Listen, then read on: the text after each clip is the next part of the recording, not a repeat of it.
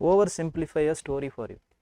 ஓகேங்களா? how this political, the concept of politics or political history has came into being. எப்படி திடீர்னு நான் கான்ஸ்டிடியூஷன்லேருந்து சொல்கிறேன் அப்படின்னா, கான்ஸ்டிடியூஷன் இப்படி ஆச்சு, மேக்கிங் ஆஃப் கான்ஸ்டிடியூஷன் அப்படின்னு சொல்கிறேன்னா உங்களுக்கு புரியாது.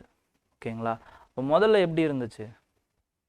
இப்போ எல்லாம் இப்போ இவர் ரஜினி சொன்னார்ல, என்ன சொன்னார்? என்னது திடீர்னு வந்தாங்க, திடீர்னு பார்த்தீங்க அப்படின்னா எல்லாமே கிரியேட் ஆயிடுச்சு. அப்போ அதுக்கு முன்னாடி இருந்தது யார்? அதை கிரியேட் பண்ணது யார்? கடவுள் தானே அப்படின்னு அவருக்கு எடுத்த மாதிரி ஒன்று சொன்னார். அப்போ அந்த மாதிரி தான் திடீர்னு நான் கான்ஸ்டிடியூஷன் சொன்னேன்னு வச்சுக்கோங்களேன். அப்போ கான்ஸ்டிடியூஷனுக்கு முன்னாடி என்ன இருந்துச்சுன்னு கேட்பீங்க, யோசிப்பீங்க. ஓகேங்களா? இல்லைனா கான்ஸ்டிடியூஷன் வர்றதுக்கு ஏதோ ஒரு விஷயம் இருந்திருக்கணும்ல, some inspiration behind it, some moments behind it. ஓகேங்களா? ஏன்னா இப்போ நம்ம we are what to say, we are enjoying the freedom which our forefathers gave with their flesh and blood. அப்போ அவங்க ஒரு விலையை கொடுத்தாங்க. அந்த விலை என்ன? எதுக்காக இப்படி இருக்கு? ஏன் நம்மளுடைய கான்ஸ்டிடியூஷன்ல பார்லிமெண்ட்ரி டெமோக்ரஸி இருக்கு? ஏன் பார்லிமெண்ட்னு ஒன்று இருக்கு? ஏன் அதுக்கு பிரைம் மினிஸ்டருக்கு முக்கியத்துவம் கொடுக்குறாங்க? ஏன் பிரசிடென்ட்டுக்கு முக்கியத்துவம் கொடுக்கல? ஸோ இந்த மாதிரியான பல ஆன்சர்ஸ் உங்களுக்கு வரும், கொஸ்டின்ஸ் வரும். வரலன்னா பரவாயில்ல, எனக்குலாம் வராது. நான் என்ன சொன்னாலும் கேட்பேன், ஆமாம் கரெக்ட் அந்த மாதிரி இருந்தோம். ஓகேங்களா? But the curious nature of an aspirant should have to establish these kinds of questions. ஓகேங்களா? இந்த கொஸ்டின்ஸுக்கெலாம் நம்ம விட தெரியணும் அப்படின்னா you have to go to the tribal society. ஓகேங்களா?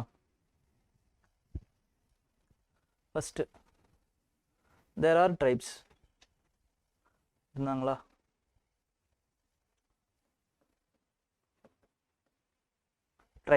tribesனு இருந்தாங்க. What they did for their living? They were hunter gatherers. ஓகேங்களா? ஹிஸ்ட்ரி கிளாஸ் மாதிரி இருக்கும், ஆனால் அது பாலிட்டி கிளாஸ். ஓகேங்களா? நம்பணும் நீங்கள், அதுதான் நெசம். Okay, tribes. So they were hunters and gatherers. Okay, so what they did is they had a leader who led them. Leader irundar.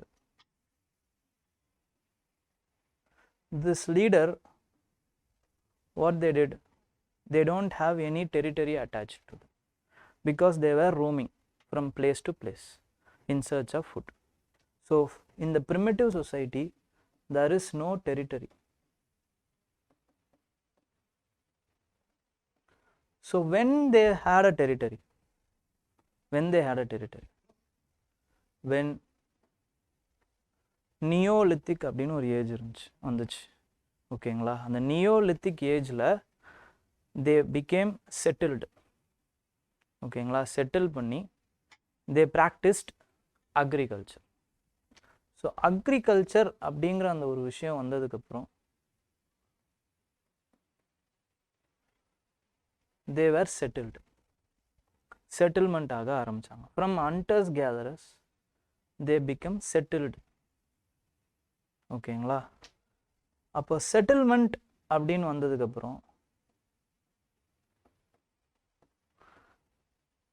அந்த டெரிட்டரிக்கும் அந்த லீடர் தலைவர் ஆயிட்டார். So they attached to a territory.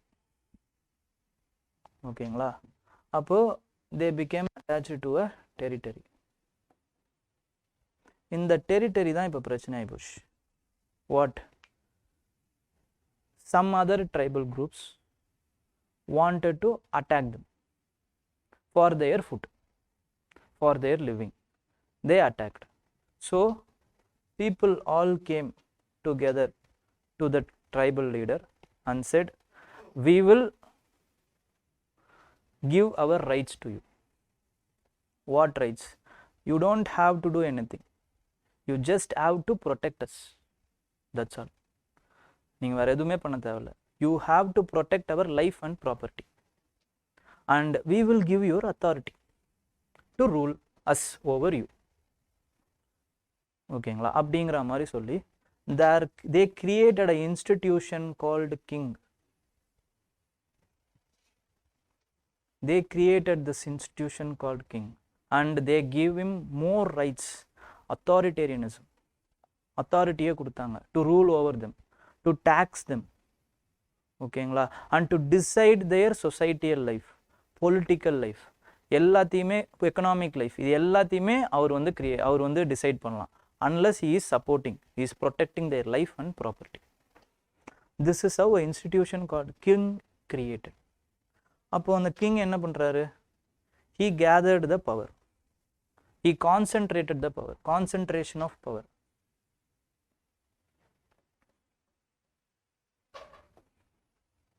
Which led to authoritarianism. Authoritarianism means his word is law, his word is law, his word is rule,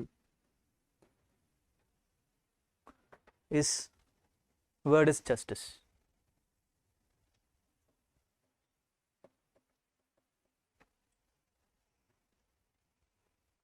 Okay, this is the concentration of power.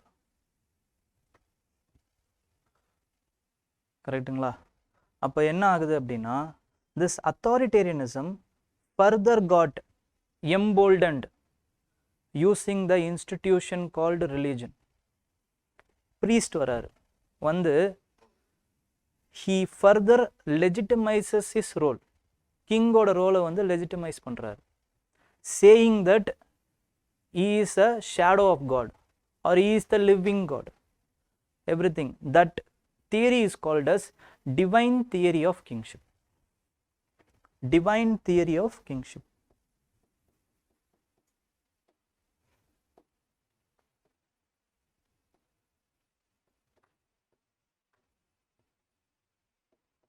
Divine theory of kingship. See, I am oversimplifying this because I am saying about 10,000 to 20,000 years history in simply ஒரு 10 minutesல. ஓகேங்களா? நிறைய facts I would have left, but the political history I want to say. ஓகேங்களா? அதனால தான் நான் சொல்லிட்டு இருக்கேன். Okay, நிறைய ஃபேக்ட்ஸை விட்டாரே அப்படின்லாம் நினைக்காதீங்க. Okay, so divine theory of kingship, அதில் he further consolidates the authority of the king, priest. அப்போ ப்ரீஸ்ட்டுக்கு என்ன இதனால ப்ராப்ளம், இது நன்மை அப்படின்னு பார்த்தீங்கன்னா, king legitimized the religion as the state religion. So both way they were sharing a mutual relationship. இவர் வந்து அவரை எதுவும் கேட்கக்கூடாதுன்னு அவர் வந்து அந்த ரிலீஜனை ஸ்டேட் ரிலீஜன் ஆக்குவார், பேட்ரனைஸ் பண்ணுவார். இப்போ கிங்கே பேட்ரனைஸ் பண்ணும்போது subjects all will move into that religion. ஓகேங்களா? ஸோ இதுதான் வந்து டிவைன் தியரி ஆஃப் கிங்ஷிப். அப்போது this further consolidates the authority of the king. அப்போது you all know Abraham Lincoln என்ன சொல்லியிருக்காருன்னா, if you want to know the true nature of a person you have to give him power அப்படின்வார்.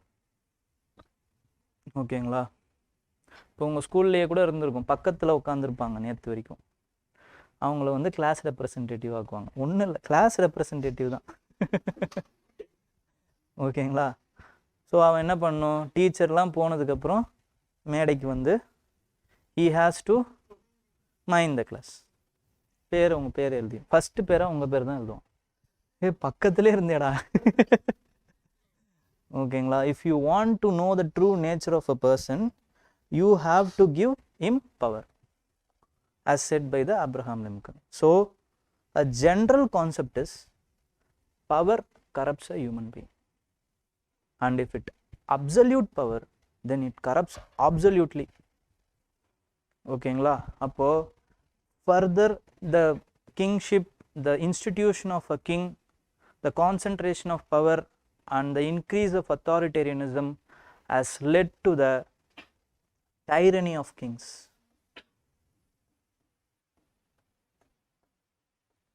Tyranny and despotism.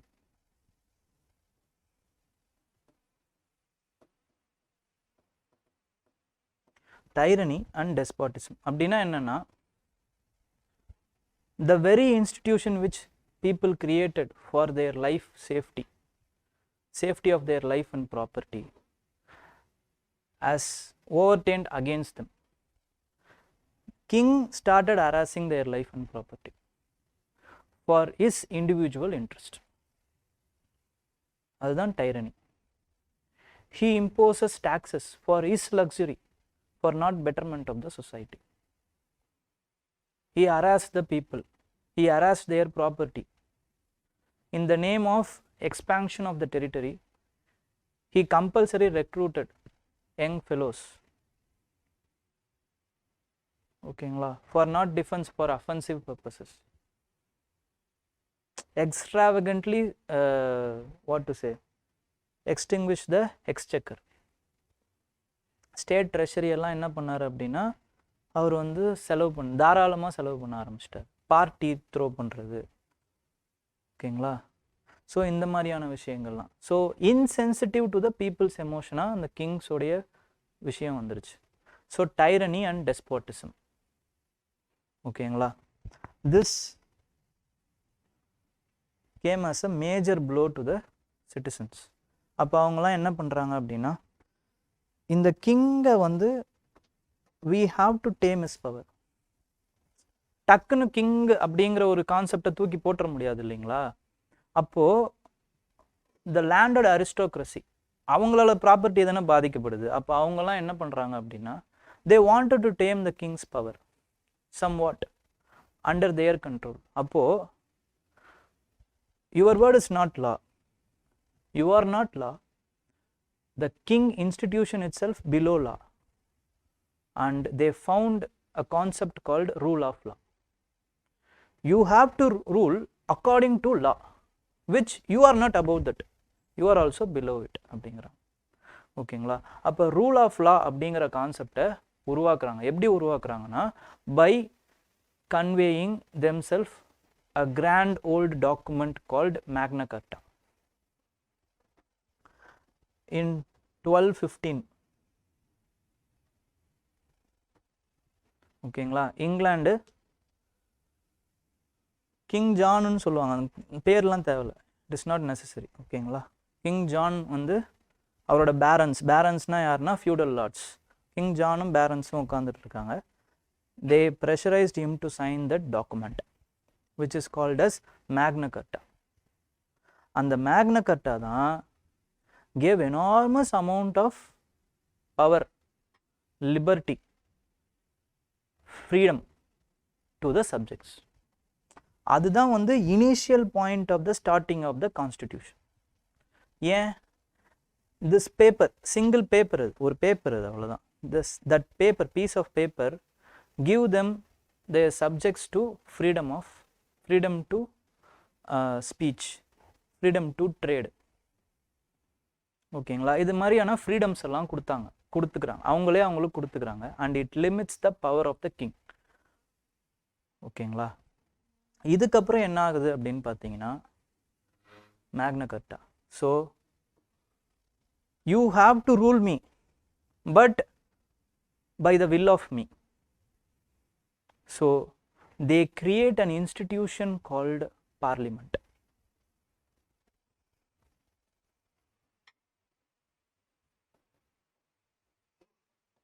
Parliament. The concept of constitutional monarchy, which is monarchy means king.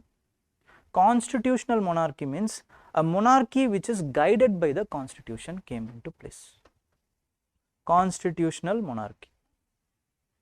அப்போ என்ன பண்ணுறாங்க, ஒருத்தர் இருக்காரு, they will be selected democratically by voting power. Government is formed. That government guides the king. If you want to increase the tax, he can increase the tax with the will of the people, not against their will. So they are checking its power. ஒரு monarchical institution பவரை check பண்ணுறாங்க. This one way, it is one way to check him, ஓகேங்களா. இது ஆனால் எங்கே நடக்குது, வெறும் இங்கிலாண்டில் மட்டும்தான் நடக்குது. மற்ற இடத்துலலாம் இன்னும் அந்த tyranny of the king, tyranny அந்த இதெல்லாம் ரூல்லாம் போயிட்டே தான் இருக்குது. ஓகேங்களா? அப்போது என்ன ஆகுது அப்படின்னு பார்த்தீங்கன்னா, ஃப்ரெஞ்ச் ரெவல்யூஷன் உங்கள் எல்லாருக்கும் நல்லா தெரியும். ஓகேங்களா? அதெல்லாம் இன்ஸ்பயர் ஆகிறதுக்கு முன்னாடி some political theorist around the Europe என்ன பண்ணுறாங்கன்னா, வராங்க, வந்து பேசுகிறாங்க. சலூன் அப்படின்னு சொல்லுவாங்க. இப்போ டீ கடை மாதிரி அப்போ சலூன் போல். சலூனுங்கிறது உண்மையாலே முடிவற்ற இடம் தான். ஆனால் அங்கே தான் உட்காந்து இன்டலெக்சுவல் டாக்ஸ்லாம் நடந்தது அந்த டைமில். ஃப்ரெஞ்சு ரெனயசான்ஸ் அப்படின்னு ஒரு பீரியட் வந்துச்சு. ஓகேங்களா? ரெனயசான்ஸ் அப்படின்னா என்னென்னா, நம்மளுடைய பாஸ்ட்டை போயிட்டு தோண்டி நம்ம எப்படி வாழ்ந்துருக்கோம், முன்னோர்கள் முட்டாள் இல்லை அப்படின்னு அந்த டைமில் அவங்க பேசுனது தான் ரெனயசான்ஸ். ஓகேங்களா?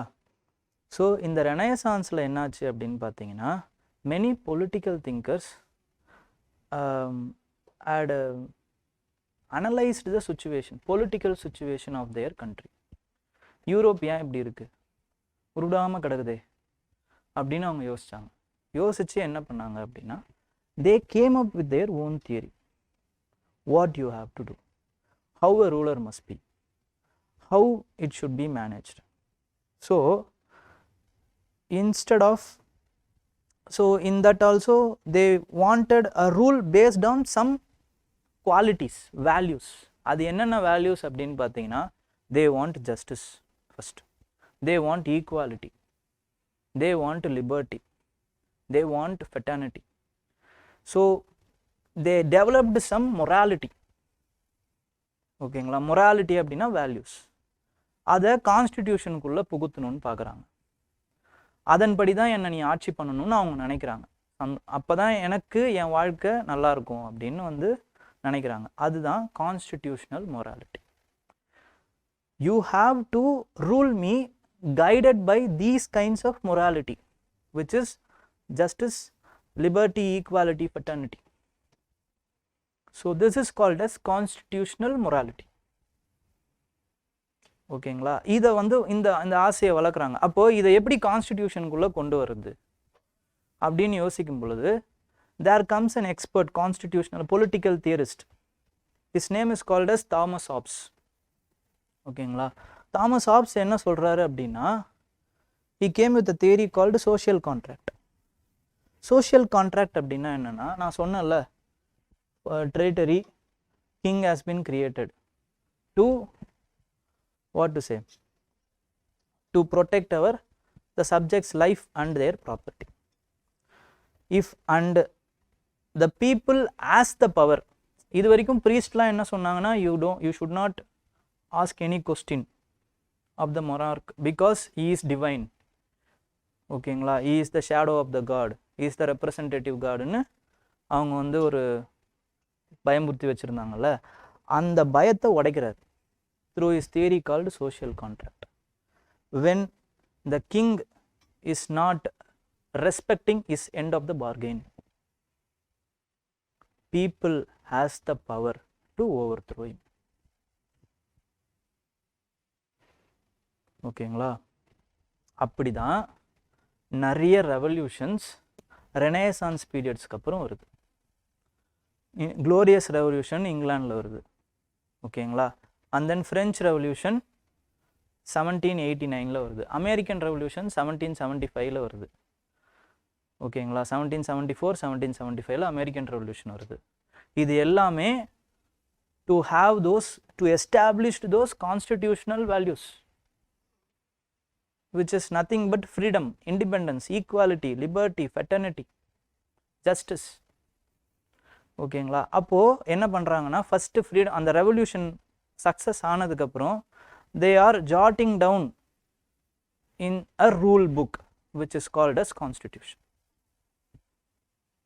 You have to govern me within this 4 walls which is represented in the constitution அப்படின்னு அவங்க நினைக்கிறாங்க. ஃபஸ்ட்டு அப்போ ரிட்டன் கான்ஸ்டிடியூஷன் எது அப்படின்னு பார்த்தீங்கன்னா, American constitution.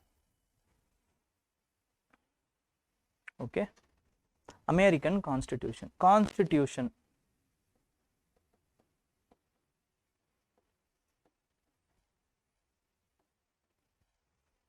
written constitution was born.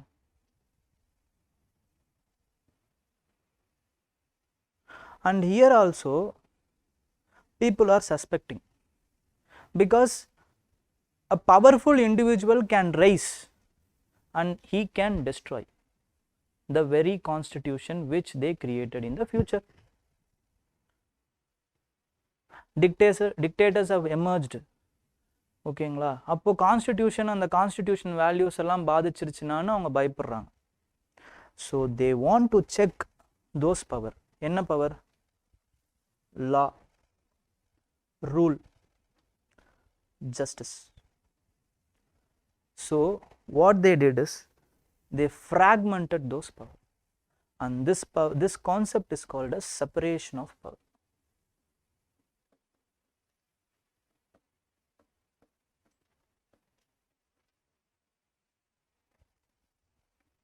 And they created the horizontal hierarchy, which is, and they distributed among in each organ.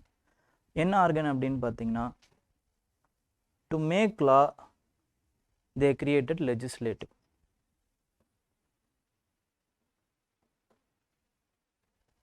to rule they created executive,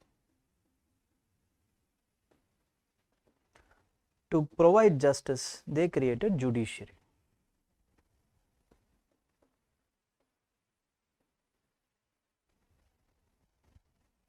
So they separated the government's organs into 3 important branches, and they gave equal power to each of them.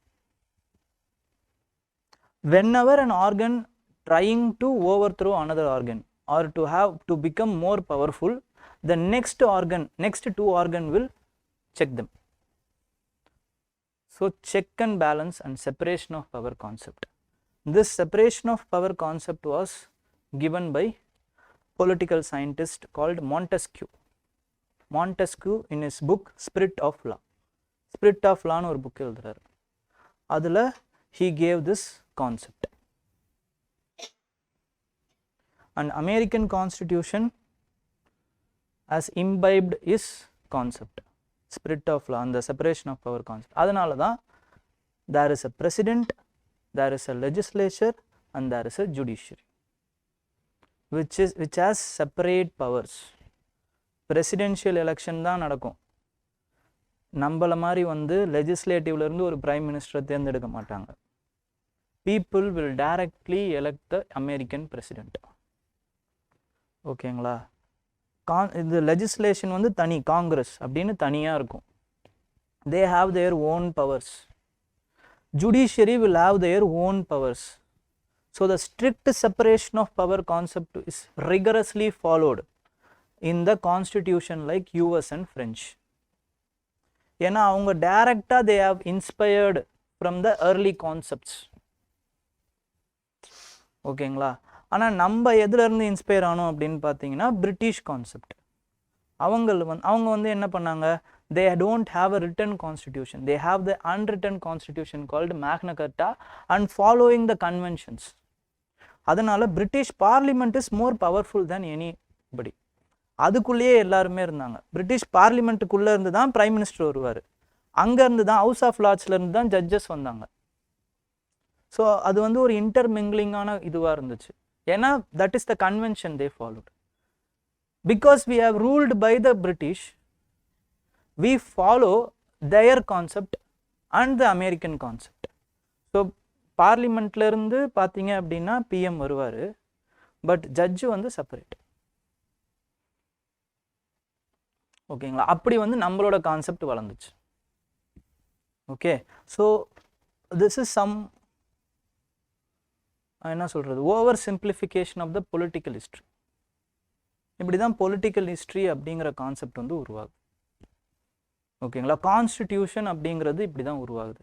அப்போது இந்த constitutional மொராலிட்டின்னு நான் சொன்னேன்ல, constitutional morality படி நம்மளை, அதாவது for example this freedom, independence, equality, justice, fraternity, ஓகேங்களா, இது படி ஒரு கான்ஸ்டிடியூஷனில் இருக்குது அப்படின்னா அது கான்ஸ்டிடியூஷனல் வேல்யூஸ். இந்த கான்ஸ்டிடியூஷனல் வேல்யூஸ் படி ஒரு கவர்மெண்ட் இருக்குது அப்படின்னா then it is following the constitutionalism. அதுதான் கான்ஸ்டிடியூஷனலிசம், வேறு ஒன்றும் கிடையாது. Okay, the constitutional values which restricts the powers of the government. It is nothing but constitutionalism. The values which is derived from the constitution, or it is what to say, which is important for the creation of the constitution is called as constitutional morality. Okay, இப்படி தான் constitution வருது. I think you loved this story. இதுக்கும் யூபிஎஸ்சிக்கும் சம்மந்தம் இருக்குது, ஆனால் இதனால் உங்களுக்கு ஒரு மார்க் ரீதியாக ஒன்றும் பிரயோஜனம் கிடையாது. But it is the base which you can use for the understanding, அவ்வளோதான். ஓகேங்களா? நான் அதையும் சொல்லிவிடுவேன், நான் நடத்தும் போதே சொல்லிவிடுவேன், இதுக்கு மார்க் வரும், இது வந்து ஃபார் யுவர் அண்டர்ஸ்டாண்டிங்னு நான் சொல்லிடுவேன். ஓகேங்களா? ஏன்னா இதெல்லாம் உட்காந்து நீங்கள் படிச்சுட்டு இருக்கக்கூடாது. எடுத்த உடனே ட்ரைபிள்லேருந்து ஆரம்பிக்கிறாங்க அப்படின்ட்டு படிச்சுட்டு இருந்தீங்கன்னு வச்சுக்கோங்க, முடிஞ்சிடும்.